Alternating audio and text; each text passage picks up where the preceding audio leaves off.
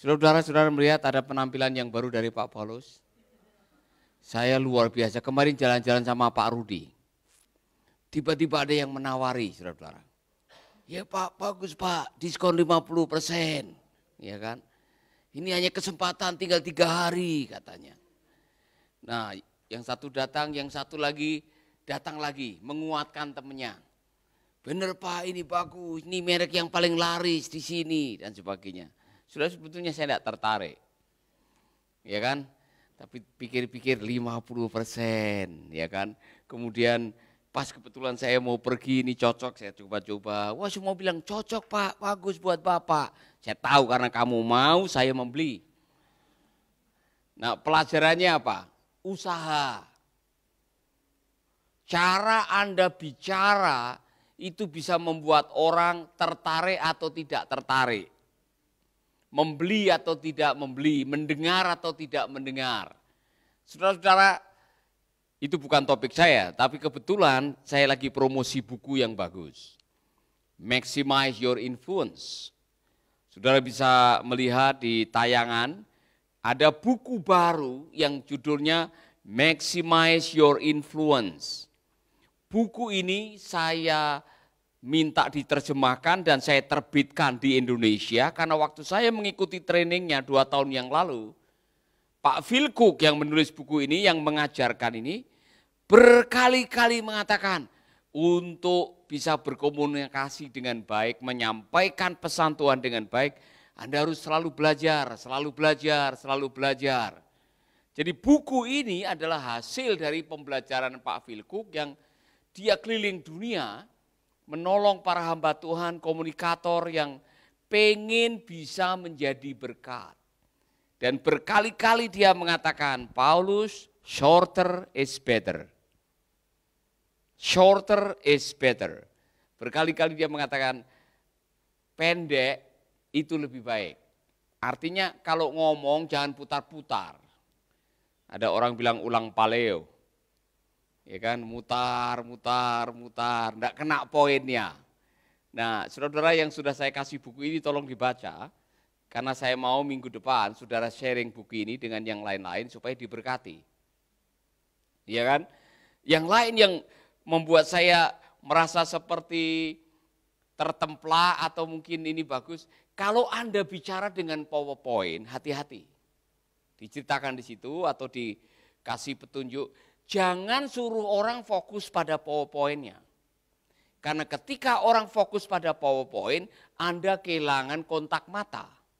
Waktu Anda kehilangan kontak mata, Anda kehilangan perhatian, fokus dari pendengar saudara-saudara. Jadi PowerPoint hanyalah sekedar sarana. Dalam situasi apapun juga, ajak pendengar saudara untuk berfokus pada Anda, bukan berfokus pada PowerPoint. Nah, itu kesalahan yang dulu pernah saya bikin. Waduh, kalau mau khotbah cari bagaimana caranya supaya orang lihat hebat. Wah, hebat PowerPoint-nya, bukan hebat isinya, hebat desain PowerPoint-nya. Anda kehilangan intisari daripada tujuan Anda berbicara. Ini penting buat Anda. Kemudian usahakan kalau Anda sedang bicara jangan berfokus pada iPad saudara. Karena ketika Anda hanya begini, Anda sudah kehilangan kontak. Dalam hitungan detik, kalau Anda berfokus pada apa yang ada di depan saudara begini, Anda sudah kehilangan fokus. Attention atau perhatian orang sudah hilang. Dengar? Sepakat? Kemudian saudara-saudara, tell your story.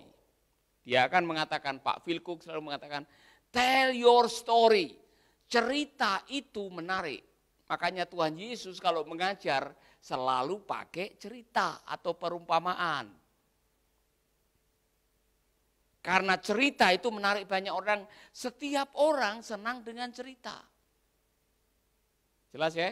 Ini yang lagi belajar di sini. Tell your story.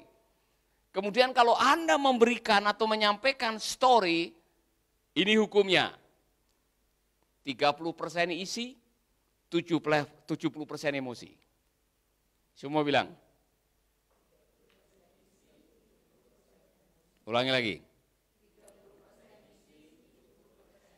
Saudara-saudara, saya senang sekali kalau biasanya Ibu Yeye maju ke depan. Ibu Yeye kalau maju ke depan, dia full. Kalau dia ngomong itu emosinya full. Dia beri emosinya di situ, makanya orang tertarik. Makanya kalau ada dia, suasananya hidup. Iya kan? Karena dia ngomong dengan sepenuh emosi. Coba maju ke depan, Bu Yeye. Ceritakan. Pasti orang akan senang karena kalau dia ngomong, haleluya, saudara-saudara, langsung orang langsung terbangun. Iya kan? Makanya kalau Anda bicara di depan orang banyak, 30% isi, 70% emosi. Kalau Anda balik, orang tidak tertarik. Kalau Anda balik 70% isi, 30% emosi. Mau tahu? Saudara-saudara, saya sudah belajar dari Matius 5 ayat 17, dari bahasa Ibraninya dan bahasa Yunaninya menurut filsuf. Tapi cara saudara ngomong datar, tidak ada emosi. Orang dalam hitungan detik sudah membuat keputusan, tidak menarik. Dengar, ini hukum dalam khotbah. Orang hanya mau mendengar apa yang diperlukan untuk didengar. Kalau apa yang Anda katakan tidak diperlukan, orang tidak akan mendengar. Walaupun Anda sudah belajar banyak, misalkan saudara bicara dengan kelompok anak-anak muda umur 20-an, kemudian saudara bicara bagaimana kita menyiapkan kematian. Orang tidak tertarik. Tapi kalau Anda bicara dengan kelompok itu, bagaimana Anda bisa mendapatkan pacar yang paling baik, mereka pasti akan dengar. Orang hanya mau mendengar apa yang perlu didengar. Yang kedua, orang hanya mau mendengar apa yang menarik untuk didengar. Ya, luar biasa. Jadi menarik nggak? Kenapa dia bawa backpack? Pasti Anda bertanya-tanya kan? Baru muncul sudah ada backpack. Makanya saya kalau khotbah selalu pakai ilustrasi. Tadi spontanitas, jadi saya pikir apa yang harus saya omongin. Waktu saya lihat backpack, oh bagus. Saudara, kenapa saya backpack? Saudara tahu backpack ini? Tahu? Ini yang mencelakakan saya waktu saya ada di Poguatu. Seumur-umur saya tuh gak suka pakai backpack. Tapi karena mission trip, saya bawa tamu dan perempuan hanya saya sendiri. Biasanya saya disertai dengan dayang-dayang perempuan, ya kan, mereka yang bawa. Kali ini saya harus bawa, saudara. Backpacknya tuh agak besar dan isinya banyak karena kita ke desa-desa yang jauh sekali. Wah, semua lihat saya hebat. Jauh sekali. Saya turun ke desa yang pertama. Wah, asik ya. Saya di situ menang. Pak Paulus sama Markus sudah saya yang, ayo come on. Saya sudah di atas ya, itu naik turun. Kemudian besoknya kita ke Poguatu.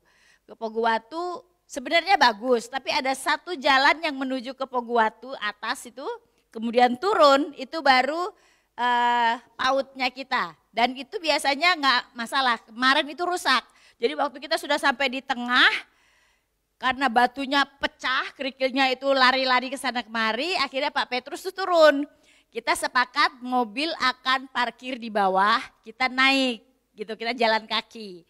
Nah, saya waktu itu memang waktu mau berangkat bingung ya. Pakai tas saya kok kasihan gitu kan, ke kampung, pakai backpack bagus. Saya pikir pakai backpack aja deh. Isinya banyak saudara, minum, ya apalah gitu ya. Terus saya juga ragu dengan sepatu saya. Jadi saya waktu itu beli sepatu dipilih oleh Timi dan Airin. Jadi mereka yang putuskan beli ini mah bagus bla bla bla. Oke, keren. Waktu di airport sini saya pakai dengan baju dan sepatu keren banget. Tapi saya agak curiga nanti haknya itu bisa bikin saya tidak kuat jalan gitu kan. Tapi aman di desa yang pertama, kedua semua aman. Ini desa terakhir nih. Ke Poguatu saya itu sudah berkali-kali nggak pernah ada masalah. Bahkan bukan ke PAUD, tapi saya turun sampai di desa bawah itu berkali-kali gitu loh. Dan everything oke-oke aja, baik-baik saja. Saudara jangan lihat ceritanya, lihat mimik saya ya. Nah setelah itu jalan pakai sepatu yang baru ya kan. Kemudian dengan backpack yang saya belum pernah. Terus jalan, parkir mobil harus di bawah. Jadi ada 2 mobil, kita parkir nanti mobilnya Pak Paulus dari sana akan parkir di situ. Jadi saya di atas dengan Markus, dengan yang lain-lain. Saya lagi lihat Markus itu nolongin orang, memang banyak yang jatuh. Jadi waktu itu ada yang jatuh, Markus spontan nolongin orang itu.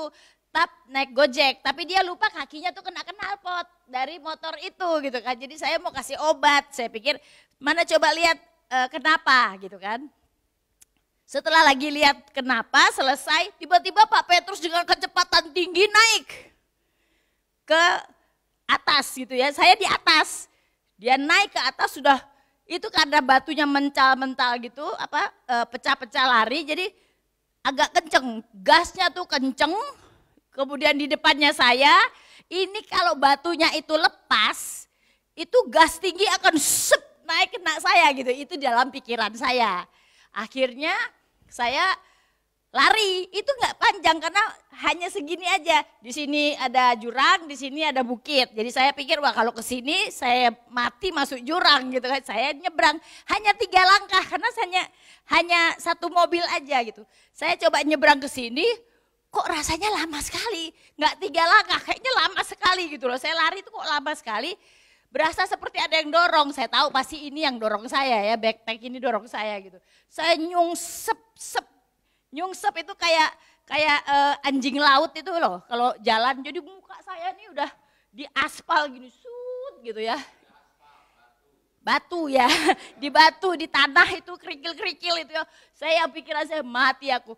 Pas saya lihat muka saya sudah di situ, tangan saya sini sudah bengkak, kaki saya di sini, nggak tahu ini kenapa nih, kata orang tempurungnya lepas atau apa, tapi nggak lepas ya, kata Pak Paulus nggak lepas, itu cuma memar, ya mudah-mudahan cuma memar.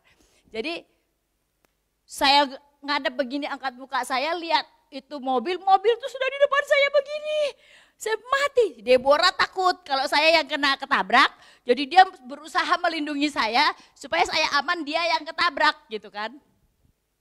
Waduh, saya lihat mobil udah begini, Pak Petrus baru lihat kan kalau naik begini kan kita nggak bisa lihat apa yang di bawah. Jadi dia nggak tahu kalau ada saya di situ. Terus pas dia naik sampai di tengah, dia lihat ada saya sama istrinya. Kalau saya mungkin dia tabrak ya, kalau ada istrinya dia nggak nabrak. Akhirnya dia banting ke kanan, suk gitu. Waduh. Saya bilang sama Deborah, Markus sudah peluk saya, Deborah sudah rangkul saya. Terus saya bilang, muka saya berdarah enggak gitu ya. Saya udah takut muka saya ini bakal berdarah gitu. Karena nyungsep di jalan gitu ya, nyungsep di jalan. Saya benar-benar jatuh kayak kura-kura gitu, jatuh. Terus enggak berdarah Bu, enggak berdarah, tapi saya rasa perih gitu, memang enggak kelihatan. Setelah dia kering baru kelihatan. Terus aman katanya. Akhirnya saya pikir, puji Tuhan saya aman karena Tuhan melindungi saya. Jadi ada 2 kalimat yang saya katakan waktu itu. Yang pertama, muka saya hancur enggak? Saudara tahu yang kedua apa? Nah ini cari perhatian saudara. Saudara tahu yang kedua apa? Yang kedua, enggak, lupa saya mau puji Tuhan. Yang kedua, karena saya bawa tim dari Inggris, ya kan, yang bikin movie, yang bikin film itu. Akhirnya saya bilang, ini tadi ada yang ngambil enggak waktu saya jatuh, itu film beneran tuh, itu bagus. Itu bagus banget gitu ya. Jadi Deborah bilang, ibu yang ditanya malah bikin film beneran. Saya ngambil, Deborah sempat ngambil tapi waktu saya jatuh dia udah gak sempat ngambil lagi. Dia udah lari meluk saya jadi burem di situ. Tapi waktu kita lagi ngobrol kemudian mobil datang bung gitu. Itu semua kerekam. Cuma pas sudah saya jatuh hilang karena dia datang peluk saya dan lain. Untung dia datang peluk saya. Coba Deborah kalau gak peluk saya. Wah, ya. Dia bilang pokoknya kalau Pak Petrus tabrak ibu, bukan ibu yang ditabrak, saya yang ditabrak katanya. Oh kamu pikir begitu ya? Jadi luar biasa sekali. Bagaimana Pak Paulus? Kontak mata, perhatian, semua baik? Jadi saya tidak boleh dikasih gift backpack, saya nggak bisa pakai backpack. Ya, jadi saudara-saudara ini pelajarannya, ya kan? Apa yang Anda bawa dalam perjalanan itu menentukan sampai atau tidaknya di tempat perjalanan. Anda jalan ke Poguwatu pakai sepatu yang mahal, haknya tinggi, tapi jalannya berkerikil. Bagus sepatunya, tapi tidak cocok untuk lokasinya. Jadi seandainya ibu pakai sepatu olahraga, mungkin tidak akan kesandung dan jatuh. Ya kan? Sepatu putih tinggi itu kan. Jadi ini contoh bagi kemana Anda pergi, bawalah apa yang mendukung kepergian Anda. Kalau Anda mau pergi ke pantai, bawa baju pantai. Kalau Anda mau pergi ke gunung, bawa baju gunung.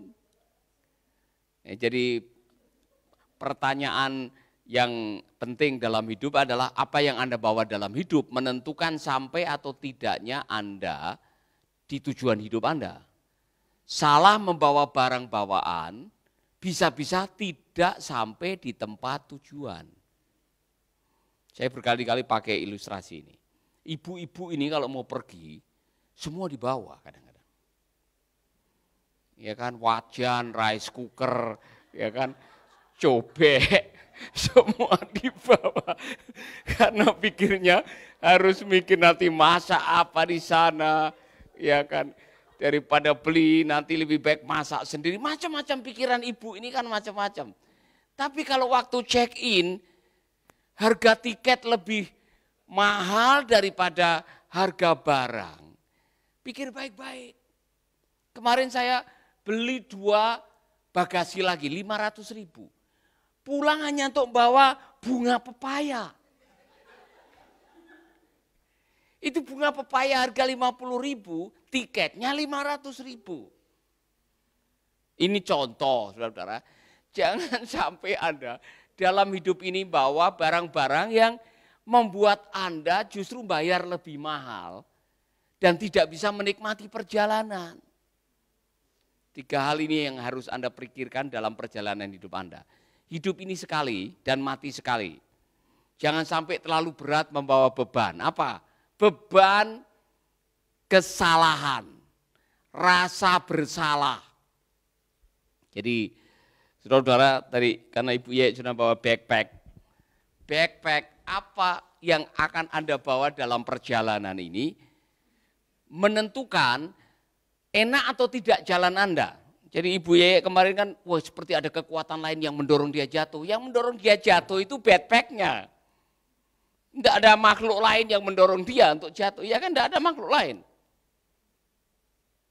Yang membuat berat perjalanan karena sudah naik, itu kan naiknya agak tinggi. Kemudian dia panik karena mendengar suara mobil. Dia panik duluan, kemudian dia lari, sepatu tidak mendukung.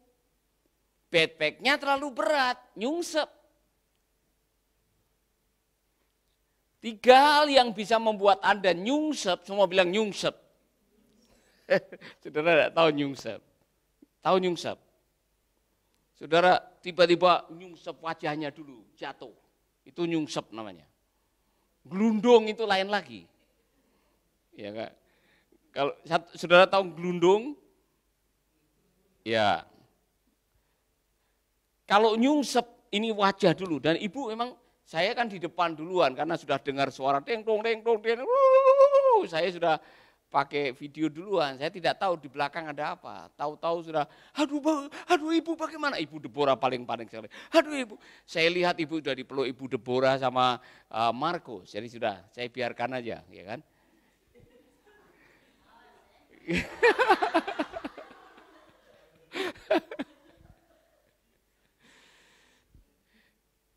Waspadai rasa bersalah. Yang kedua, amarah.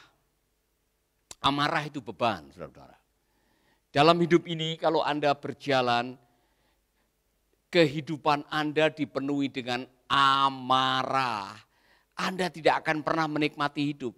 Amarah itu beban. Saudara pernah melihat orang jalan sambil marah? Perjalanan jadi berat, ya kan? Udah wajahnya ngeri, ya kan? Kemudian dia seram, kalau lihat orang dikit-dikit tersinggung, dikit-dikit emosi. Orang begini tidak akan pernah menikmati hidup. Waspadai amarah itu bisa membuat Anda tidak sampai di tempat tujuan. Kemarin saya lihat di televisi, ada orang aneh-aneh. Dia melanggar lampu lalu lintas, depan ada polisi, takut ditilang, pura-pura kesurupan. Ya kan? Dia minggir kemudian kayak kesurupan, polisinya malah nunggu. Ya kan? Ditunggu dan banyak orang yang turun dari mobil lihat, malah di video, ada yang live dan sebagainya. Dia terus kesurupan, ditunggu aja. Ya kan? Lama-lama kan dia capek, kan dia begini-begini.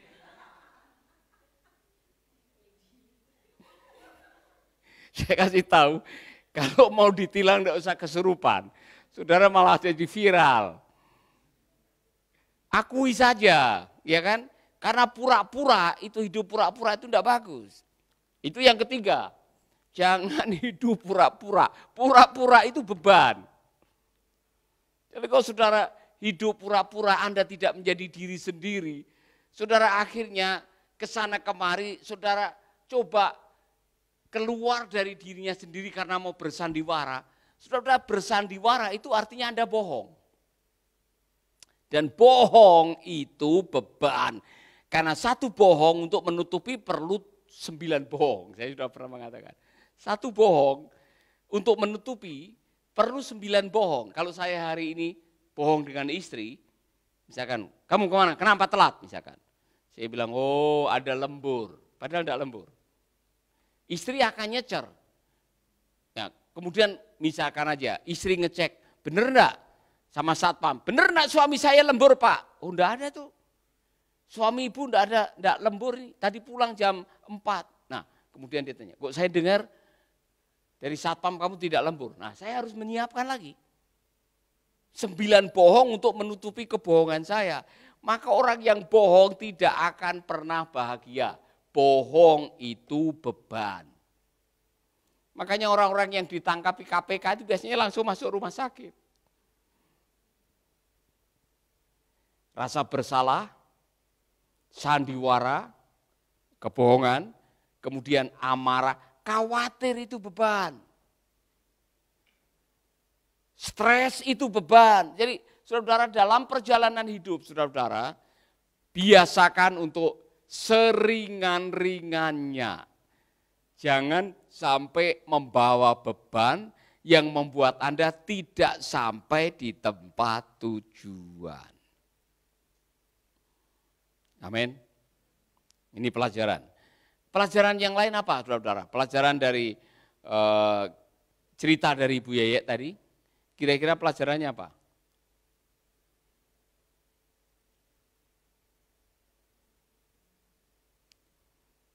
Mengenali. Tidak ada salahnya Anda mengenali lebih dahulu. Overview, saya mau jalan kemana? Cek. Ya kan? Sehingga pemahaman Anda mau kemana menentukan Anda persiapan seperti apa. Maka dalam perjalanan hidup ini tulis baik-baik. Harapkan yang terbaik, siapkan yang terburuk. Saya ngomong apa tadi? Saudara-saudara, kemanapun saudara pergi dalam hidup ini, berharaplah yang terbaik. Bermimpilah yang terbaik. Milikilah cita-cita yang paling mulia, paling baik. Tapi jangan lupa, persiapkanlah dirimu untuk menghadapi yang terburuk. Saya senang dengan Ibu Yeye, kemana-mana dia bawa salep yang warna merah itu. Apa namanya, pau-pau atau bakpau? Pau-pau atau bakpau? Pau-pau. Kalau bakpau untuk mulut, kalau pau-pau untuk luka. Jadi langsung, ya, hari itu langsung bisa diolesi. Dan langsung dalam hitungan 2-3 hari sudah hilang, memarnya, lukanya sudah hilang. Ya kan, saya takut sekali kalau sampai di wajahnya ini ada goresan-goresan. Karena yang memandangi wajahnya itu saya tiap pagi, siang, malam. Iya kan? Dia tidak bisa lihat wajahnya sendiri. Saya yang ada di sampingnya tiap pagi. Di apa namanya orang Jawa bilang, kalau dilihat wajahnya dililing. Ya, dililing, dilihat wajahnya, kemudian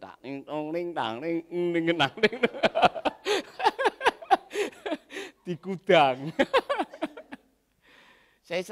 Saya yang menatap wajahnya tiap hari, tiap malam, pagi, siang, malam. Sebelum dicium ditatap dulu, ya kan? Kenapa Austin kamu ketawa?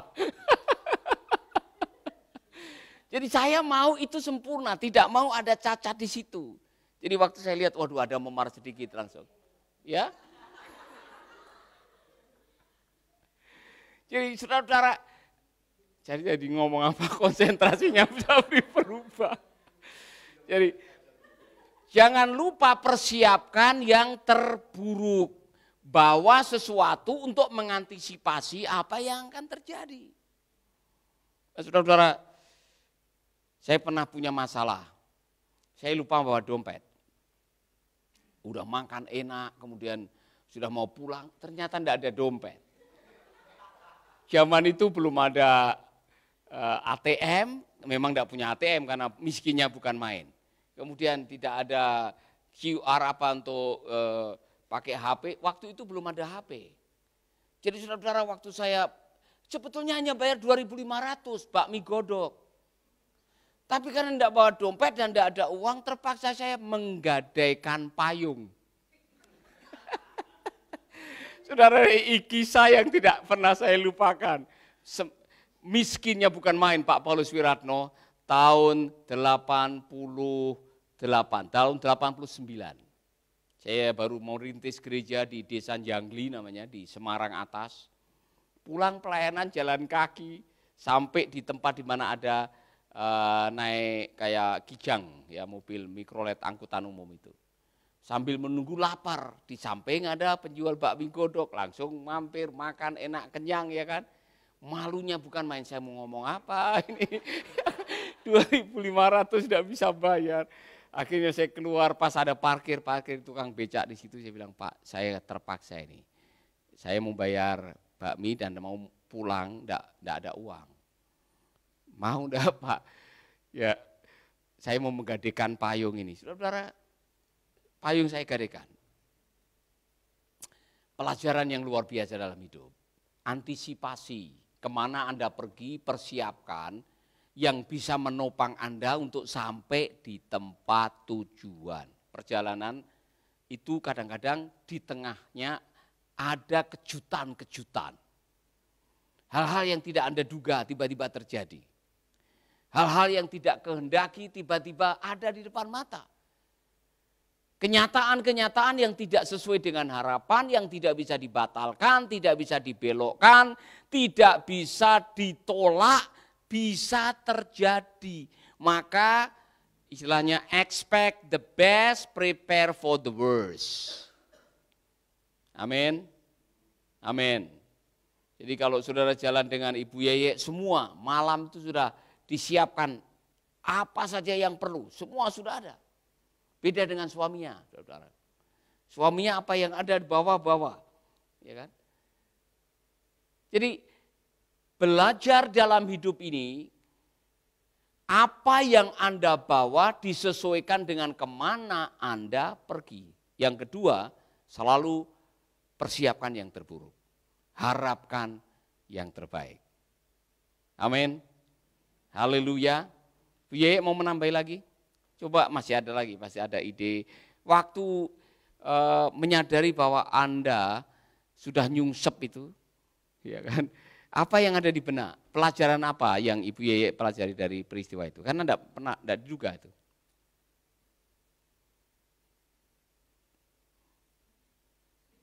Enggak konsentrasi, ya kan?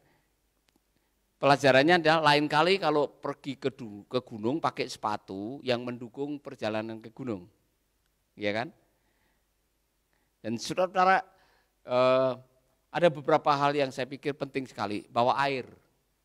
Kemana-mana dalam perjalanan, kalau kayak ke Pukuwatu, kayak ke Sumba, bawa air. Karena, ya kan, luar biasa. Itu naik ngos-ngosan juga, saya baru menyadari saya sudah mulai tua ternyata. Tidak seperti dulu lagi. Naik tanjakan dari W.E. Lendo, kalau sudah pernah pergi ke W.E. Lendo, itu gereja yang kita resmikan dulu, gereja yang kita bangun, itu jauh ke bawah. Untuk sampai naik lagi ke atas itu tanjakannya tinggi begini. Dan saudara-saudara, untuk saudara-saudara yang perjalanan ke desa-desa, Anda harus siap-siap toilet terbuka. Ya kan? Dan kalau saudara ke toilet di sana harus bawa air, bawa tisu, bawa tongkat. Kalau Anda jongkok kemudian ada yang datang, saudara harus usir itu dengan tongkat.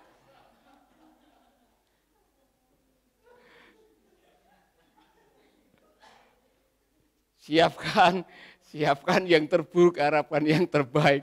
Itu yang terjadi. Jadi saudara-saudara, ini pelajaran-pelajaran yang luar biasa yang akan Anda alami dan sudah Anda alami. Dari apa yang saya ingin katakan,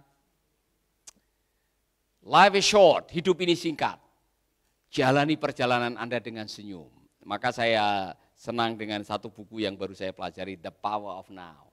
Belajarlah menikmati hari ini. Karena satu-satunya yang Anda miliki adalah hari ini. Jangan terlalu banyak beban yang membuat Anda kehilangan hari ini. Apa itu? Beban khawatir akan hari esok dan beban rasa bersalah akan hari kemarin. Bebaskan dirimu dari dua hal ini. Amin. Haleluya. Jangan kemudian saudara tidak punya semacam pengharapan untuk menatap hari esok dan Anda kehilangan sukacita karena yang membuat Anda bersukacita karena ada harapan. Karena sudah ada persiapan, karena sudah mengantisipasi dan Anda tahu bagaimana harus menjalani. Mari kita berdiri bersama-sama. Bapa di surga, kami mengucap syukur buat hari ini. Kami rindu supaya pelajaran-pelajaran ini akan menolong kami. Sehingga kami benar-benar dalam perjalanan hidup ini memperlengkapi diri untuk menyambut hari ini, menyambut hari esok, mengantisipasi dengan baik, mempersiapkan dengan yang terburuk dan belajar untuk membawa yang perlu dibawa dan tidak membawa apa yang tidak perlu dibawa. Ajari kami untuk menjadi bijak, di dalam nama Yesus kami berdoa.